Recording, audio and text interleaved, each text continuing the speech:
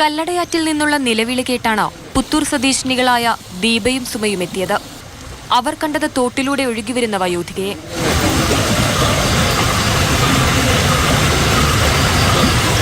രക്ഷിക്കാൻ ശ്രമിച്ചെങ്കിലും സാധിച്ചില്ല.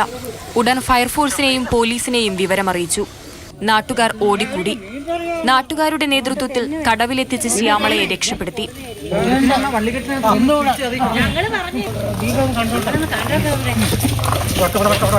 അപ്പം പറഞ്ഞു പേടിക്കണ്ട, ഇവിടെ ആളുണ്ട്, നമ്മൾ പിടിച്ചു കയറ്റിക്കോളാം, വലയെ പിടിച്ച് കടന്നോളാം പറഞ്ഞു. അന്നേരത്തേനും അവിടുന്ന് വിട്ടുപോയിട്ട് ഇങ്ങനെ നമ്മൾ നിന്ന ഭാഗത്തോട് ഇങ്ങനെ താഴെ വന്നിട്ട് ഇവിടെ പിടി കിട്ടി. അപ്പം നമ്മൾ ഓടി ഇവിടെ താഴെ വന്നിട്ട് പറഞ്ഞു പിടിച്ചു കിടന്നു, ഇനി വിടരുത്.